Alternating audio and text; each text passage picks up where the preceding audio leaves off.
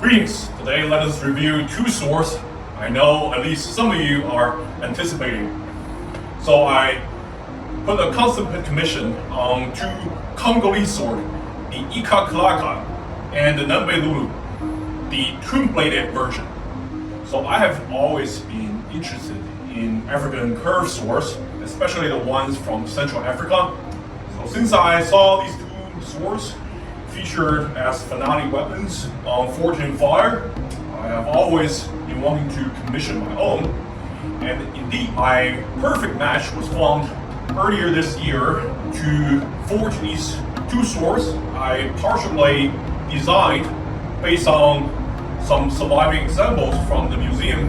One, Ikakalaka, also known as the Konda sword, housed at Worcester Art Museum. And the other one is the twin-bladed variant of Ngombe Ngulu, also called Ngala. This particular example is based on a specimen in the collection of English zoologist and painter Desmond Morris. Most of these two swords have a reputation of being brutal executional swords. However, we don't exactly know the context of their usage in warfare because during the Belgian colonization of Congo, edged weapons are banned to be used, and only sort of a war-hanging version of not battle-ready swords, only for decoration and prestige items, were allowed. Some of the early modern examples were quite light and thin, not suitable for combat. The exact usage of these swords were lost in time, although I would say their badass form is definitely something that make them stand out and become popularized in fantasy and other pop cultural media. The Ikakalaka specifically were featured heavily in some of the fantasy titles like Prince of Persia, Transformer. Do I know you, human? What? And Doom Eternal as the Crucible sword, although having a European-style sword hilt. The two-handed version appeared in Fire Emblem as the Armor Slayer, and Scalabrim commissioned a custom sword based on this design.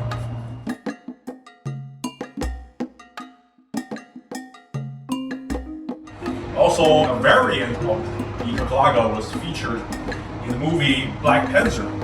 Ngombe Ngulu, of course, was featured in one of the Fortune Fire episodes, although that was a single-bladed version, not the twin-bladed version. I chose this sword to be commissioned because I like its very unique form, very alien-looking, somewhat looking like a Quake symbol, interesting. And this one is now iconic to the Doom franchise. Kind of a coincidence to have two swords vaguely resemble two of id Software's franchise. Very metal looking indeed. And there's no doubt why these swords have become pretty much prestige token or some kind of coin, sometimes used for wedding dowries. Both of these swords were designed by me and commissioned to be custom made by a Nepalese bladesmith specialized in kukri making. Purna Darnal of Great Ghurka Khukuris is Nepalese army veteran, previous Ghurka warrior, now retired, and to be a full-time smith specialized in kukris, the national arsenal weapon of Nepal.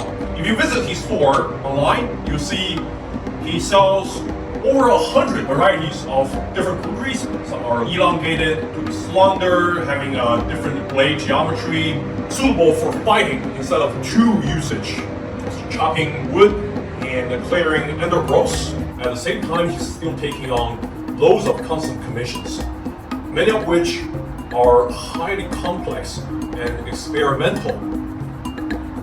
Purna started taking commissions 2 years ago.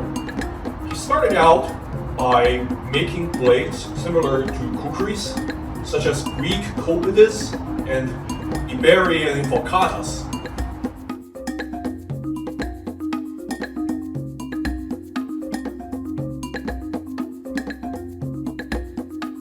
but then gradually move on to other swords of the classical period, such as Xiphos and Roman gladius and Spasa. Then different ethno swords, such as the Turkish yataghan.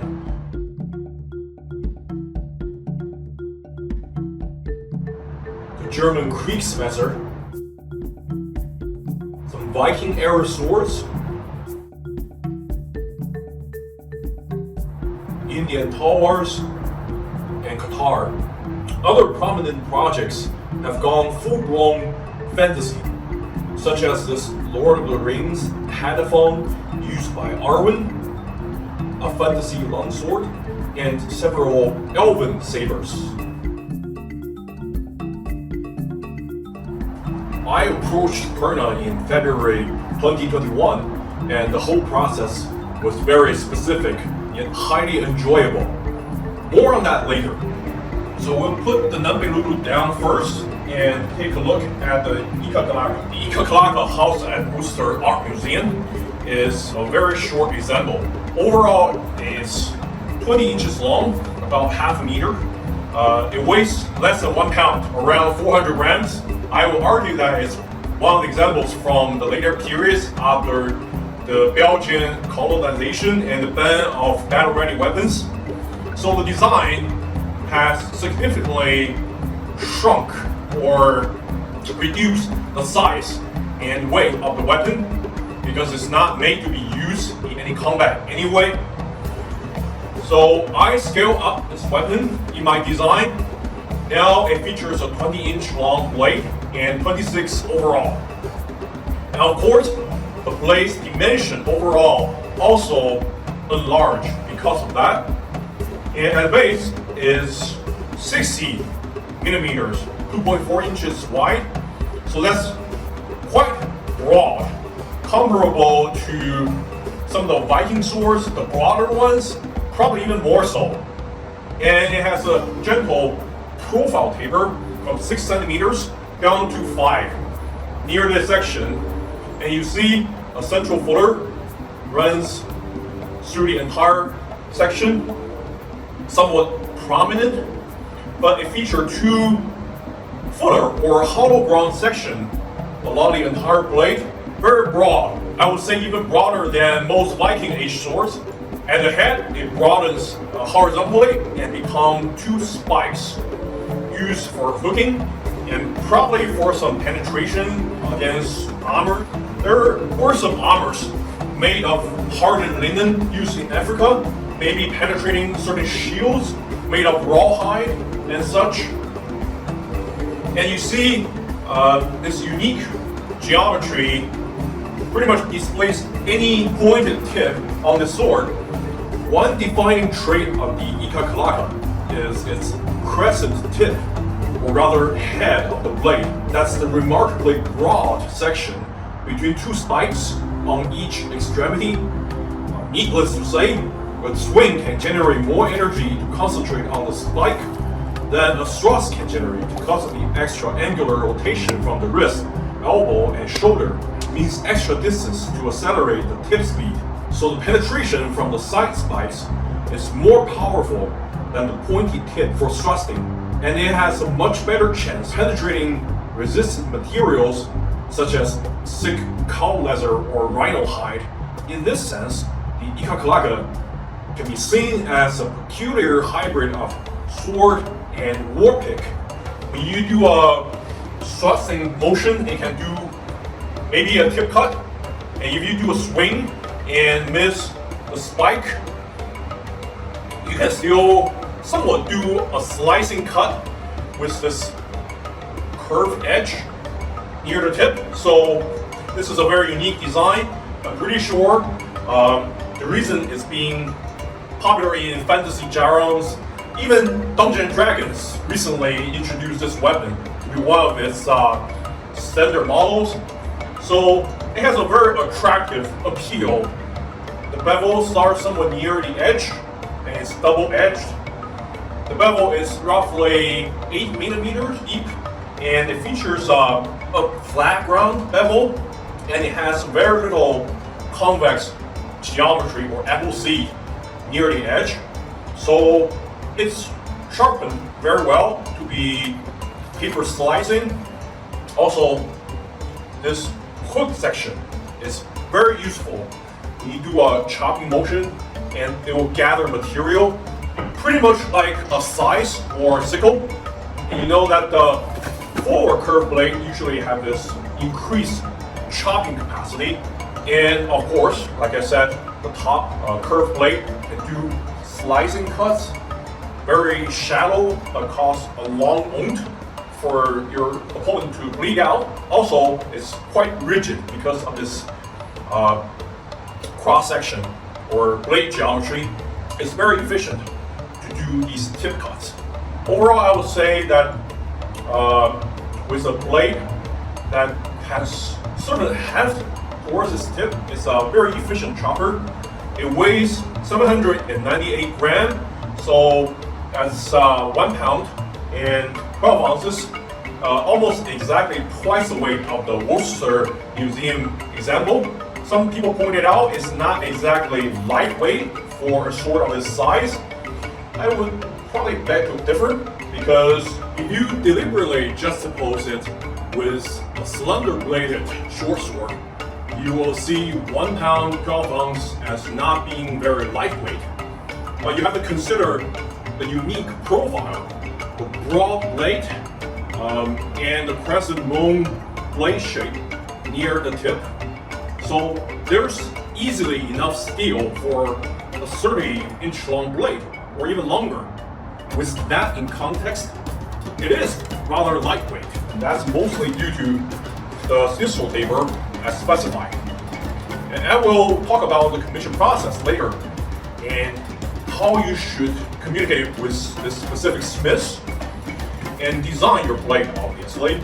So I demanded a very pronounced distal taper because I know any blade profile that broadens near the tip has to be rather thin to be perfectly balanced for usage.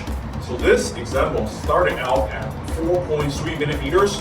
That's not particularly thick, but it tapers down to 3.5 and eventually down to 2.5 just before the transition to the head.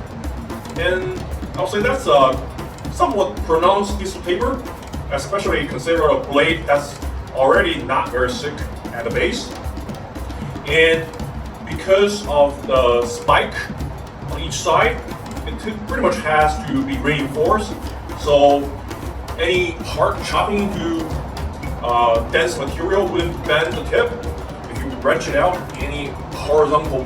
However, the hollow ground geometry near this wall pick or axe head section, I would say, make it overall pretty thick, except for these raised section just at the transition to the primary bevel.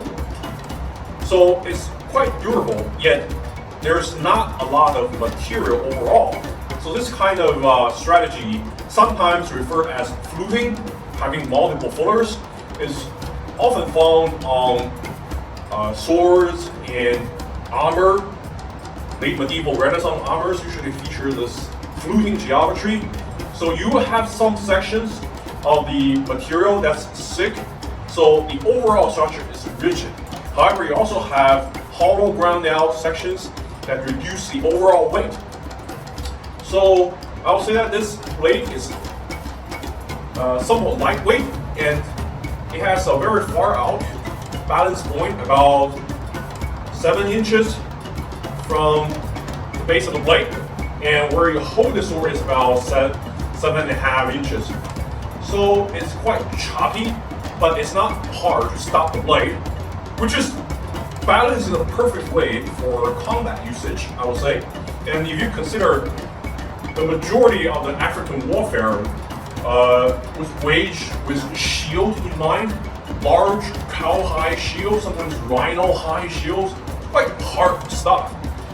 You can reliably defend yourself with just a shield and launch a very devastating cut with your sword. Somewhat similar to Viking Age sword usage. So I will say that this broad blade profile lends very well to that reliable cutting capacity. And also, like I discussed before, the possibility of tip cut and the spike usage is quite useful with this not very long blade length. You have to lunge yourself forward behind the shield to attack. But since it's not like some European or Chinese swords made of spring steel, where it doesn't cut too well near the tip because it's springiness, also the leverage, you have to cut at the point of percussion. This you can pretty much cut with any portion of the blade and it will remain very effective. Chopping, slicing, slashing, no problem at all. So that's the advantage of this design. And it's really armed to the teeth. But if you look at the hilt, it's relatively simple, just a wooden grip. The original swords have a narrower tenon than the blade. Purna actually made a full width tenon. When I talk about the type of the tenon, I said it should be a full tenon. And in the knife world, because Khukuris are mostly a knife maker's blade, full tenon usually means full width tenon. And in swords world, full tenon just means a full length tenon from the base of the blade all the way down to the pommel. So there's a bit of a miscommunication there. However, when Purna reported this to me and showed me the picture of the progress, I did think that having a full width tenon is not a bad idea, because not having any furniture made in metal in the hilt would not balance the blade very well. At least I'm more familiar with the usage of European swords, having a hefty pommel and the hilt, sidebars, swept hilt. So having a full width tenon, and it's actually broader near here and at a pommel, is probably a good idea to balance out the overall blade. And indeed, I would imagine that it actually brings the point of balance back to the hilt a little bit, otherwise it'll be more forward heavy. So I do enjoy that. Just know that the originals don't have exposed full width tenon, and the entire wooden grip wrapped around the hidden tenon. You can see that this particular example has two slabs of wood riveted to the tenon with two pins.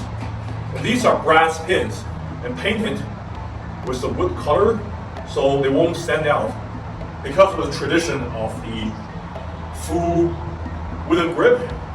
So the overall experience, I would say, is pretty close to original Ikakalakas or Kondas, and I enjoy it quite a bit because of the blade geometry, the distal tapering, and the very adequate sharpening. You can pretty much cut with any portion of the blade and it will bisect the target with ease. It's a joy to cut with. The fit and finish is pretty good, although it doesn't have a very high polish. Pretty much between a Smith polish and a satin one. Not as smooth as the likes of Albion swords, of course, but I don't mind because many of the originals are, I wouldn't say crude, but it definitely has this handmade appeal. So I wouldn't mind this at all. If you make it very smooth and refined, it kind of loses the appeal of these tribal smiths craftsmanship. If you look down, scope down the blade, the flat of this broad blade has some rippling on it. Not gratuitously, I would say it's still better than most windlass swords. And the central ridge is mostly straight, has some wavering, but it remains mostly straight. It's very symmetrical, the edge is mostly straight. Although this is quite difficult to forge and grind, so some very minor asymmetry, I will give it a pass. You can see the work in progress video Purna sent me, how they forged this sword. Quite a bit of labor compared to his regular work. He also had to modify his tenon to quench these two swords, especially his twin-bladed Ngombe Ngulu, having this circular blade. He has to make a constant quench tank. So, a very difficult custom job, I would imagine.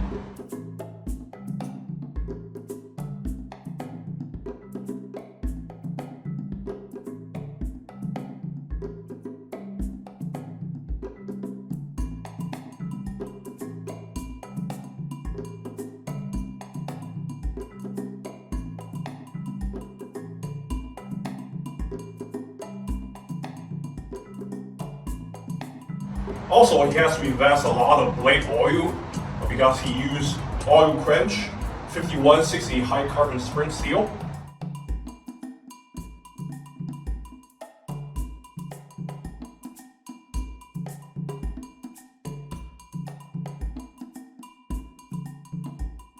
Overall, I'm very satisfied with this Ikakalaka I designed myself. And I will say that the final result is very much on target with my design, both in weight and balance, how I envision it.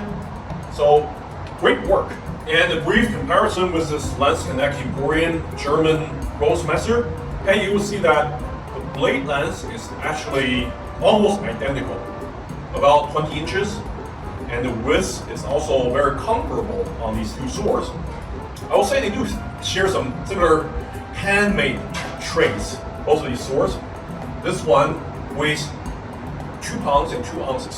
Well, how do they differ in handling? I will say this one feels heftier, but it's easier to rotate because of the more dramatic distal tapering than this one. The unique profile, the geometry lends it to a very meaty, very powerful cut with authority, chop into the target, just cut it in half. Whereas the Longmesser rely mostly on its flat round bevel for smooth cutting. You can also pull off some complex technique with even this short version of the Grossmesser. Now this sword, the Ngombe Ngulu or the Ngala sword, has a circular twin-bladed top portion of the blade. And I like this design quite a bit. I always wonder how it will fare in cutting. The end result weighs 1,234 grams. 1,234 grams, which is easy to remember. That's about 2 pounds and 12 ounces. So about 1 pound heavier than the Ikakalaka. But you see the overall size is much larger. The blade itself is 22-inch long from the tip down to the blade space. So that's not very long. You don't have a large reach. However, if you consider the material used to forge this sword, because of the twin blade, so that's twice the amount for these sections, it's also circular. So it's actually longer than the distance from here to the tip. Overall, I would say that there's enough steel in here to make a 36-inch long blade. So that's pretty much the long swords. 3 feet blade length, medieval European long swords. And it remains quite broad, even in this upper portion, the twin-bladed section. At the base, it started out at 62 millimeters, so 2.5 inches. So it's on par with some of the broader medieval arming swords, much broader than Asian swords, Indian, Chinese, Japanese swords. They're all much narrower than this. It also features a very pronounced distal tapering by my request. At the base, it's 5.6 millimeters and is tapered down drastically down to 4 and eventually down to less than 3 millimeters just before the transition to the top portion.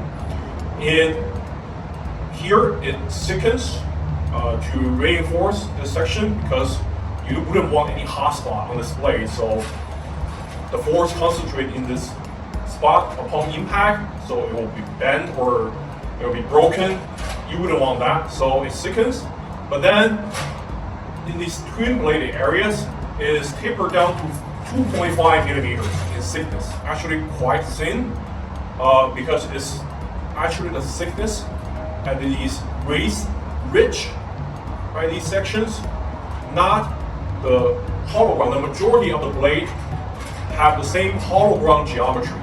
So it's much thinner.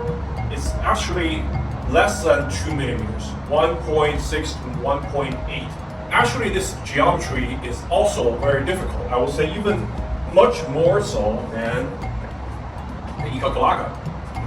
There is a lot of work going on to forge the circular blade.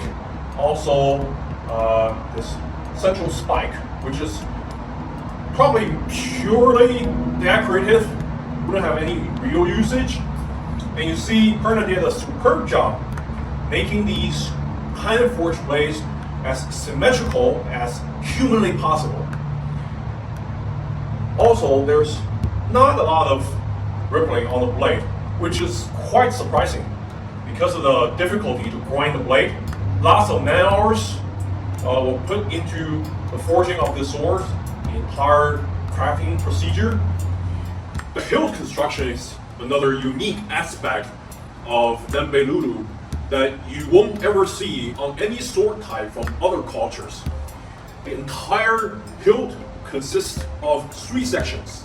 The top and the middle section is a one-piece wooden structure. The top portion is a tapered geometry with wire wrap, sometimes maybe rattan, sometimes metal wire.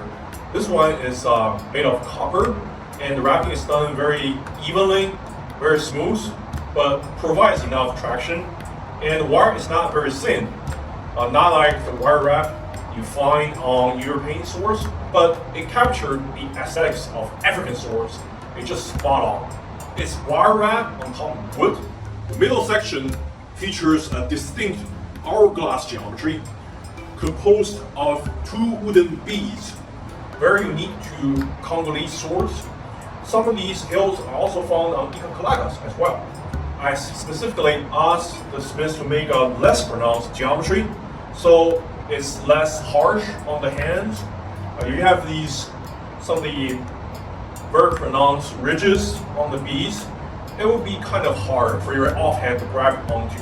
Also very broad as well. So this one has a very streamlined geometry, sometimes found on certain Congolese swords. The pommel is actually a little bit weird. I requested a cent-stopper shaped pommel, and this one is actually smaller. As a result, there's not a lot of counterweight because this pommel is made of steel. It's kind of small. But overall, the weight is reduced. I would say it's still balanced rather well. You can see it's balanced at 4.5 inches from the base of the blade, but because of the way you hold on to the sword, it's about 5.5 inches from where your hand is. But with your offhand, grab onto the pommel or this section with the wooden beads, it's very maneuverable. The overall weight is actually a little bit heavy for swords of this length, but if you consider the overall material, it's for a 33-inch blade. That's not heavy at all, especially on some of the long-bladed Viking swords. This one is 30-inch long. Some of them can reach 35, 36-inch long. That will be significantly heftier. I would say usually they will reach 3 pounds in the overall weight. So 2 pounds and 12 ounces. That's not exactly overweight with any stretch of the imagination. And this twin blade has a very interesting effect in cutting because of the very pronounced belly here. It will incorporate a lot of slicing motion, even when you chop into the target. I would imagine that it aided with the cutting capacity quite a bit. However, the twin-bladed version is not as capable of launching clean cuts as a single-bladed version. What usually winds up happening is once the crescent blade passes through the target, the blunt backside of the other blade gets caught on the target and knocks it aside violently. I'm not certain how this would impact the practicality of this twin-bladed full moon design. You see this in some artwork done by European colonists. The illustrator depicted a prisoner held down in a chair with his head tied to a sapling. The executioner will swing the Ngombe Ngulu, usually single-edge version, down on his neck. Because of the thin blade, I would say it's not exactly suitable for chopping into heavy material, but because of the pronounced curve, it slides pretty well with this thin blade.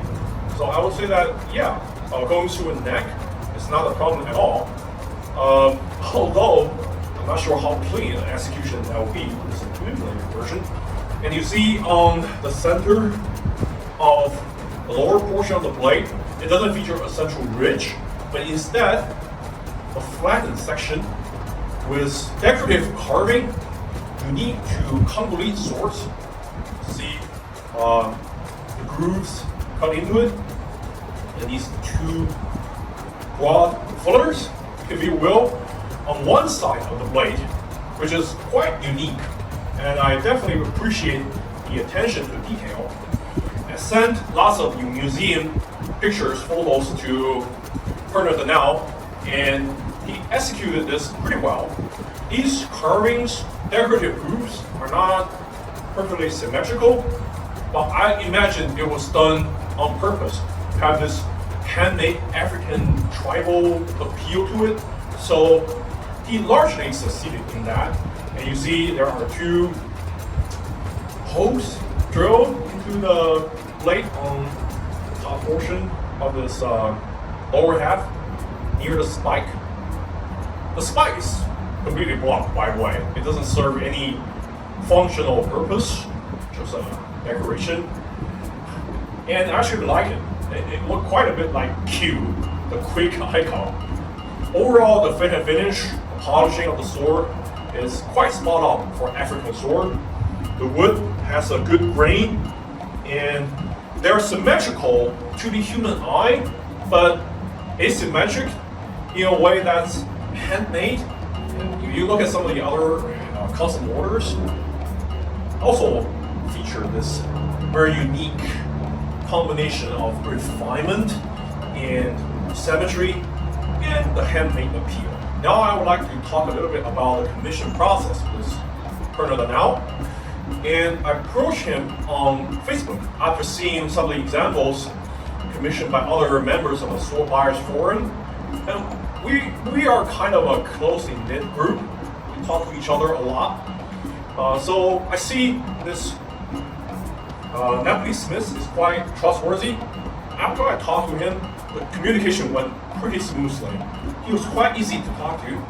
Although English isn't his native mother tongue, I wouldn't say there's any difficulty in the communication of this custom order. Although I would caveat that by saying he is mostly still a knifesmith or a cookersmith, to be specific. He has excellent knowledge of historical Nepalese weaponry and arms from neighboring cultures, but he's, after all, not a historian specialized in swords of other cultures to be familiar with every minutia of an arbitrary design. So, if you want a custom commission of a Greek sword like the Copis or Zevos, or any Viking sword, or even medieval swords, Chinese swords, that's no problem at all for him. However, you need to think more like a knifesmith or a swordsmith than a customer. So this is not one of the historical sword recreationists who already have a very good understanding of how different types of swords should handle. They do their own research on the typologies. Purna Darnal will take your custom order, and you are expected to give all the measurements, right, to him, all the material, all the traits. He has some knowledge of some Aslo swords, obviously. He has access to the internet, so he can do his research somewhat, but he wouldn't be overly familiar with any of these weapons. He has some experience with African swords, coincidentally, and he knew African swords, particularly the later period ones, were made pretty light and thin, not to be battle ready. You have to provide all the measurement with profile, all the dimensions, proportions, and very specifically the distal tapering and the cross section of both the blade on different sections and the cross-section of the grip. You're expected to provide lots of photo references, and you need to be very specific in the request of material, whether it's copper. He can work on brass very well, very intricate carving. He doesn't work on bronze. If you use fancy bronze hardware, you can commission brass furniture and ask him to do a bronze finish. Also be very specific about the edge geometry in your design, whether it should be a convex rind, hollow ground, flat ground, or a combination of these. Be straightforward about the intended targets and purposes of the design. He specifically asked me whether the result should be able to chop 2x4 in half without taking any damage, nicking or bending. And I explained to him, well, these African swords were not supposed to be targeting hard material, so mostly flesh, maybe skin bones. Living bones are much easier to chop through. They're resilient against impact, but they're not really that hard. So it wouldn't provide a lot of resistance unless it's your hip bone or your knee bone. Most of the bones in human bodies are either a very thin tube or a thin plate. It's not a medium that will damage the sword significantly if you have a very fine edge geometry. As a result of the details of my design and request, Purna implemented two excellent swords that are faithful to the originals, both in terms of handling and aesthetics. During the commission process, he would update the customer daily with photos and videos. If you see any issue due to miscommunication, point it out without delay so he can rectify that. This would optimize the final result, obviously. Another admirable trait of Purna is his extraordinary efficiency. From the moment I approach him with the design to the delivery of the swords, only 2 weeks had transpired.